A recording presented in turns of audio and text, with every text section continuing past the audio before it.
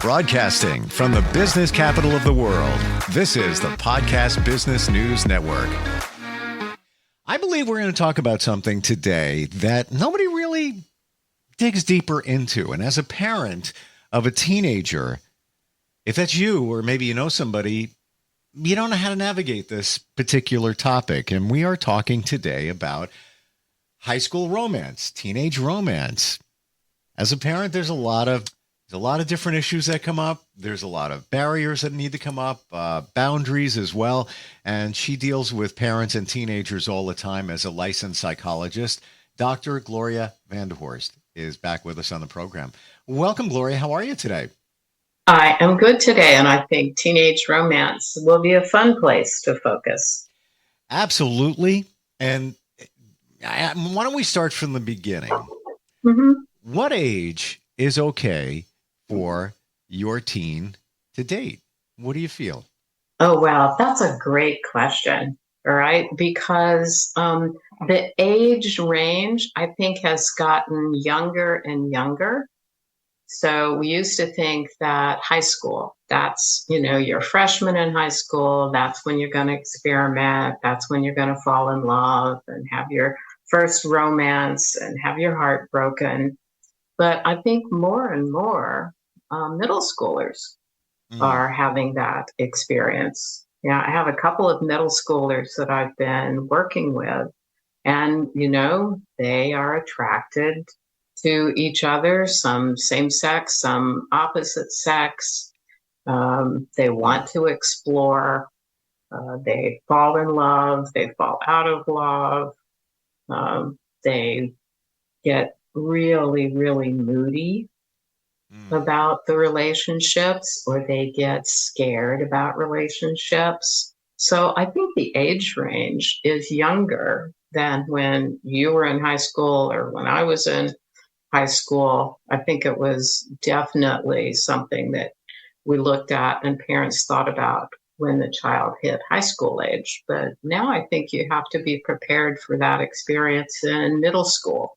And then, there are always those outliers, the little boys or girls in elementary school who have this bond with each other and feel like they're meant to be together and imagine that they have a romance with each other.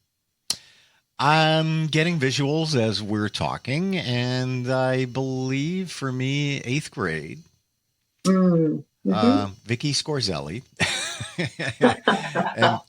and my friend Mike Harrison, he was dating her friend, and we would always make sure that we had Dynamints in our pocket. Back then, basically Tic Tacs in case a kiss was coming. You bought it at the school store. But as a parent, when, let's say, your middle schooler has a crush on somebody, how do you handle it? Do you encourage it? Do you discourage it? I have some friends who say to their daughter, you're not dating until you turn 16. And right now she's 15. And they just that's it. That's the way, what's happening here. How do you make that decision? I think it depends on how you define dating, right? So these people go to school together, or they're in different schools, but they hang out together because they see each other at sports events or at club activities, right? Or maybe at the local Y. I mean, they know each other from the swimming pool or the tennis court. And so it depends on how you define dating, because they're going to hang out with each other. You're not present, all right? So let's say they meet at the tennis court because they're taking tennis lessons, right? And so they're going to spend some time walking around that area. They're going to try to find some quiet place where they can just chat with each other. They're actually in the process of dating each other. Okay. They're not calling each other and saying, will you go out with me to this particular place? But they're definitely doing that dating exploration. And so I don't think that, I think if you're a parent and you put some kind of a rigid rule out there, what every adolescent will do is challenge that, Sure. right? I mean, we're designed to do that. That's what adolescence is all about. We need to explore all the different parts of our character and our personality. I went through it, right? You change your hair, you change your clothes. I remember the jeans jackets with all the little, Pins. metal Yep. And things in them. Jeans jackets are back. Just saying. Are they back? They are. Yeah. Yeah, they are. Uh, so you said the key word, and I was thinking it, exploration. Right.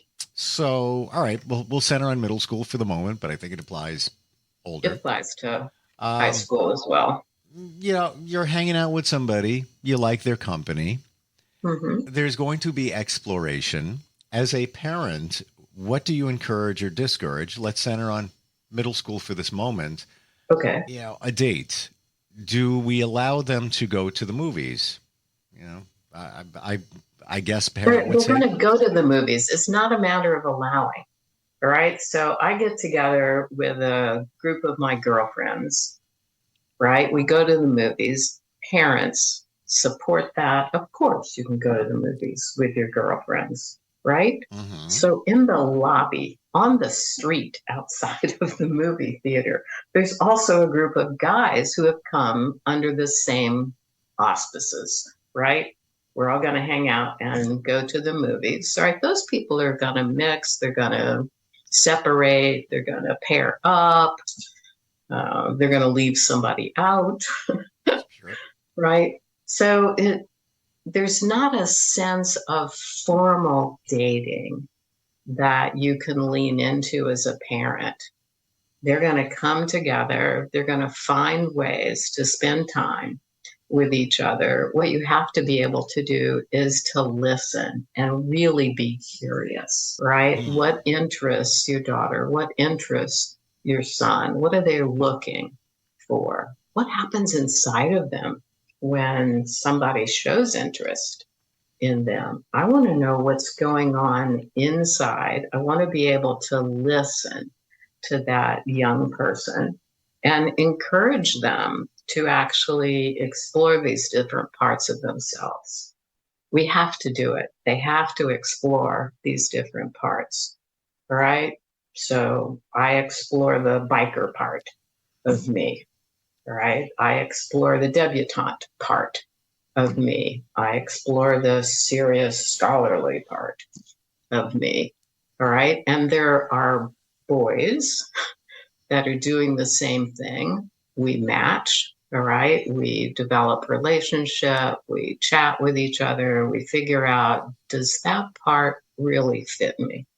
I want to hold on to that part.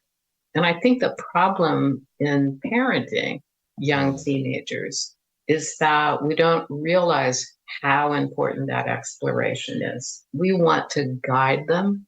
I want you to go down this path. And we tend to do that for safety. Yeah. I want to keep you safe.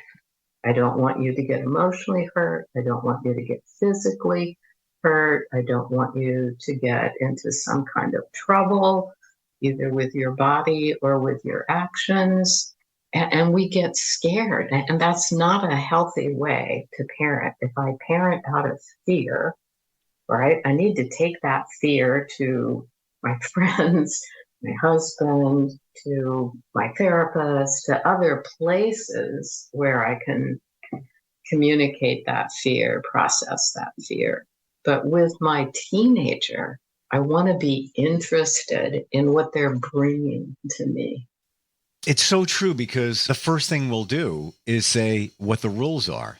Okay, well, Jimmy can come over. However, you guys aren't spending time alone in the basement. Right. If he's going to be in your room, oh, by the way, can't be in your room. Right. Yeah. No. Uh, you know, um, is it reasonable to set those boundaries up?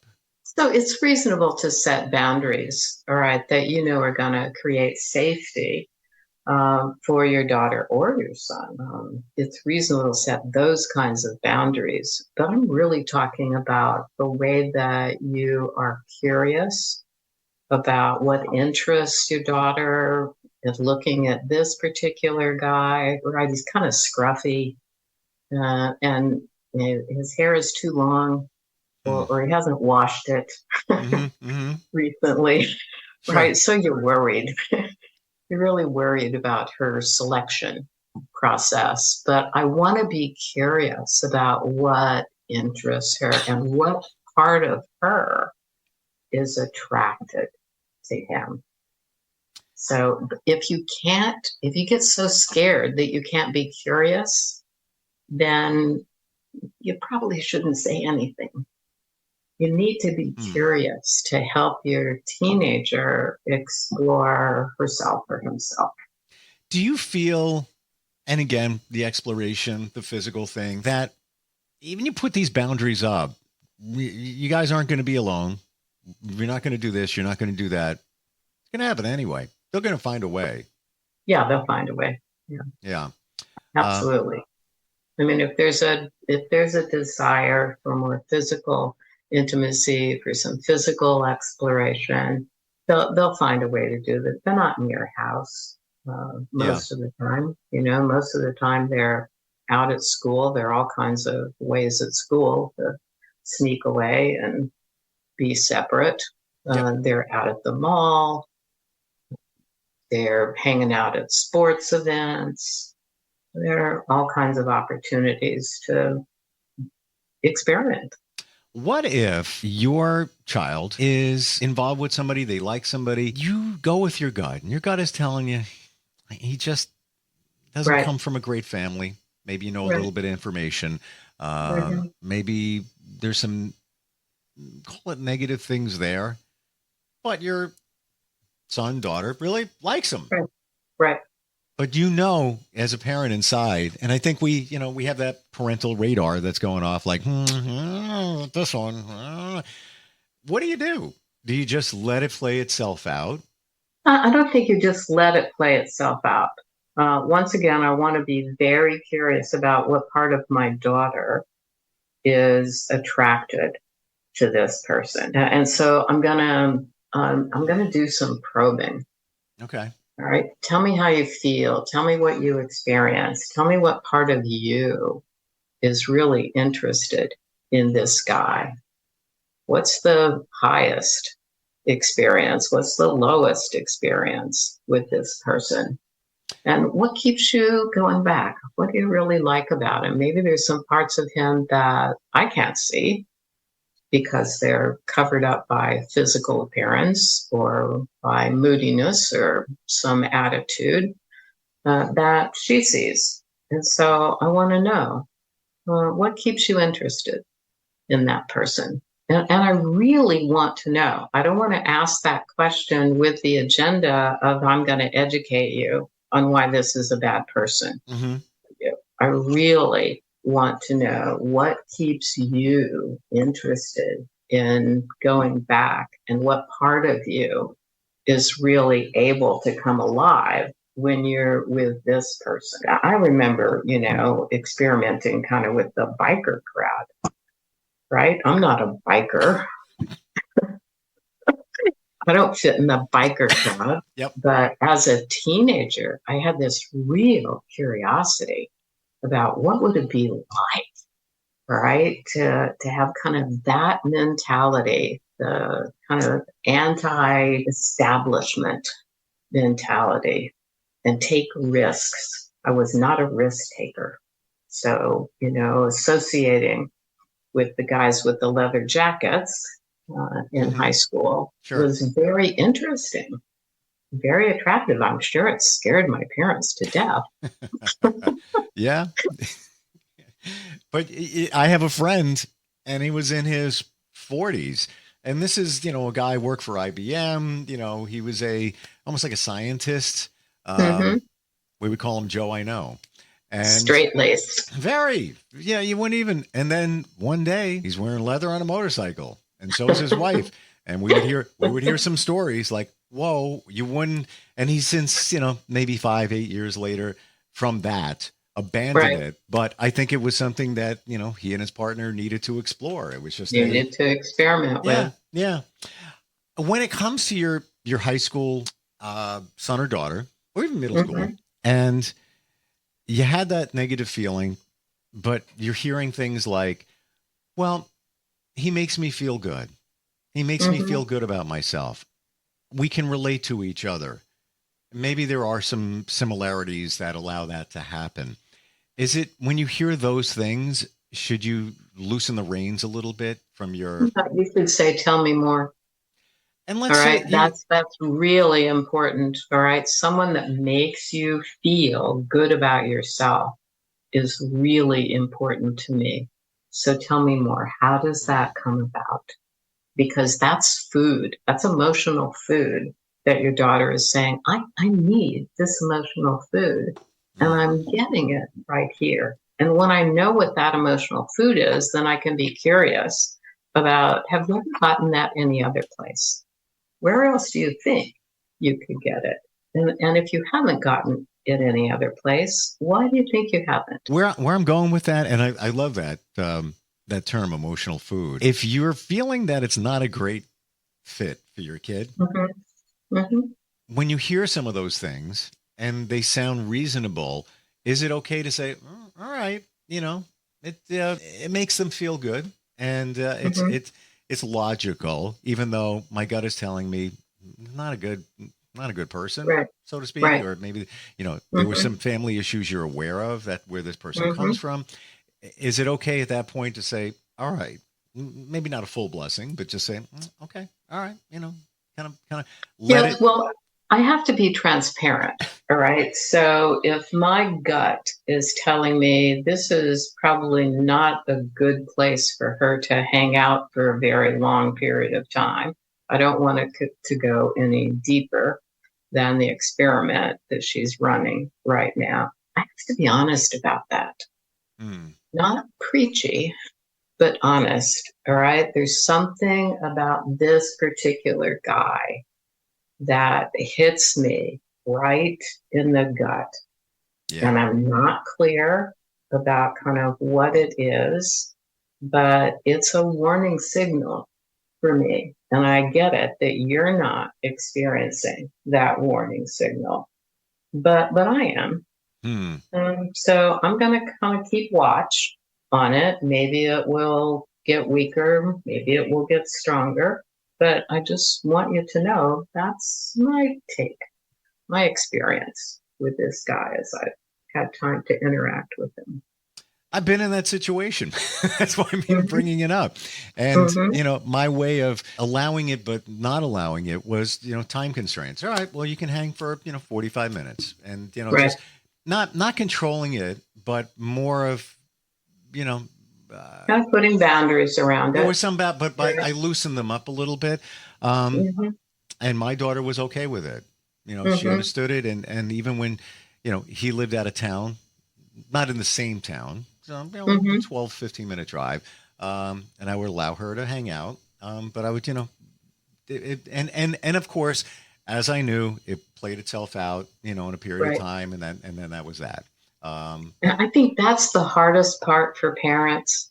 We get scared and we kind of panic a bit. And so we want to be forceful, right? We want to manage, we want to control. It is so hard to let the experiment keep going and do what you did, all right, which is to kind of put fences around what time, what places, mhm. with whom. Yeah, And our kids need to be able to experiment with these different pieces of their personality.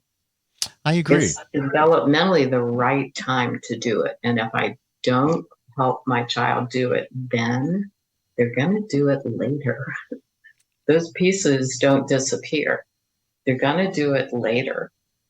All right. So if I want to hang out with the bad guys and I don't get that opportunity, that makes me vulnerable as an adult to really do something that is bad, that is illegal. Yeah. All right. I steal money from my boss. I just shave a little, right? Not a lot. And he never notices. All right. I do it for years, right? And he just never finds out. That's because I never got to experiment with that part of me Hmm. early on. Well, to your biker situation, it was something that was in you, and you're curious. So Right? it played itself out. But I always get reminded from my friends and I have half a handful of friends that I've been connected with since high school. Mm-hmm. Close ones. There's more, Nice. but the ones that you really share the stuff with, maybe a handful. And they always remind me, I remember when you were a kid. Remember what you were Mm-hmm. doing. I'm like, yeah, but yeah. Oh, you're right. Uh-huh. Right. And that's the other part of it. Parents typically are reluctant to share with their teenagers the experiments that they ran. But it's healthy to share with your teenager at appropriate times when they're heading in that direction and you went there Hmm. too. It, That's a tough one. That is a tough one. but it normalizes it. It It says does. this, it normalizes it. This is what you're supposed to be doing at this developmental stage. And here's how I did it. And here's what I experienced and where I went next and why, right? Why didn't I stay with this crowd that's, stealing things from 7-Eleven and laughing about it and thinking it's really cool? How much? So I guess this is a key question. How much do you divulge? Do you filter it to a point? I think everybody is going to filter Okay. to a point, Okay. right? But you want to pick out what are the elements that got you interested in doing that experiment, hanging out with those people, or crossing the line. Yeah. So Yeah. it normalizes it. It says, this is the developmental time that you're supposed to be doing these things. And hopefully there's enough protection and cushion around you that you won't do something that we can't support you from and help you out of, right? So you'll fall in the ditch, but hopefully not down the well, Point. right? I can get you out of the ditch, but out of the well, And oop, and here's why you don't want to go down the road that leads to the ditch, because right, I did it. I've been there, right. and I see it. And I don't care who you are. You might think your teen is my teen's gets 99, 100 on every test, Mm-hmm, and they are just they're wonderful. I trust them fully. Yes, but they're learning and growing. And mm-hmm, I had somebody close to me felt that way. And I'll never forget, and this is in the past 5 months, 4 months, being on the mm-hmm, phone with her and her 17-year-old, just turning 17, found in the garbage can in her room a condom, mm-hmm, pregnancy test, mm-hmm. negative. But, for those who think not, Right. you can't. Yeah, You we're know, we're all human beings, right? And kids want to experiment. So sure. I am generally concerned when a parent brings kind of the perfect teenager, the Yeah. one that is trying to do all the right things, but is really containing tons and tons of anxiety. Yeah. That's got to have a place to go, and it's not going to go anyplace pretty. Trust me. And anxiety is not only for adults, but rampant in adolescents Right. nowadays. So, yeah, we have those challenges as well. Not easy to be, not easy to be a parent, but not easy to be a teen Not easy to nowadays. be a teenager Yeah. either. Not easy at all, particularly in this day and age with all of the software Yeah. available. You don't know where to put limits, and you don't know what rabbit hole you're going to head down. That's why it's so important to have conversation with your teens and to be able to ritualize conversation. Find a way to spend that time with your teen so that they have an opportunity to share things with you, and you have an opportunity to build a connection with them. The connection as a teen is very different from the connection as a child. So you have to kind of start a new building with them. And there's that classic blend between being the parent, but also being somewhat of a friend, more the parent than the friend. But yeah, there are some parents out there that reverse it. I'm the friend and I'm the parent. Obviously not the best way to go. Right. Yeah. We need to find a balance so that we, still hold boundaries and limits, but we let our teenager know that we're also human. We're vulnerable, right? We've experimented in the past. We didn't know what we know now when we were 16, 14, 12. It's an evolution. And you have to run experiments to figure out what's your character? What do you like about yourself? Is it reasonable? Final question on this. As a parent, telling your child, teen, I'm not you, but I've done a lot of the same things and I've learned from them and I'm sharing it with you. Is that reasonable, or is it just you being preachy? Oh, that's very healthy. Okay. Right. To be able to share some of your own teen experiences and why you were motivated to do that, what you experienced, what you took away from that experience. It's really important that they know you're a real human being. I try to do that, but I wonder if it's resonating. But even if there's some pushback, or if you get the, you're not me though. How can you even understand? I'm not you. And I can't fully understand because we're two totally different people and every situation will never be the exact same.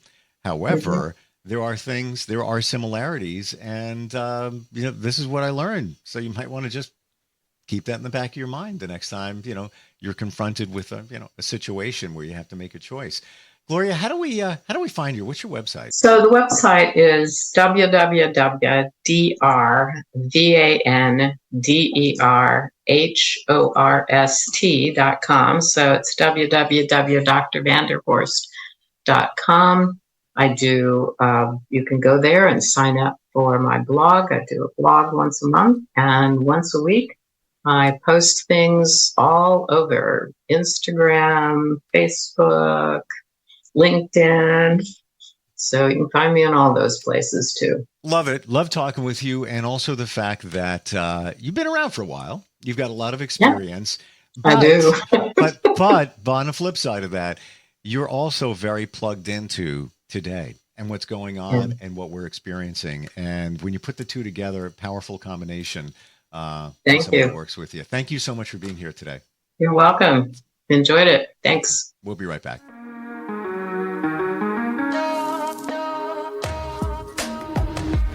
Broadcasting from the business capital of the world, this is the Podcast Business News Network.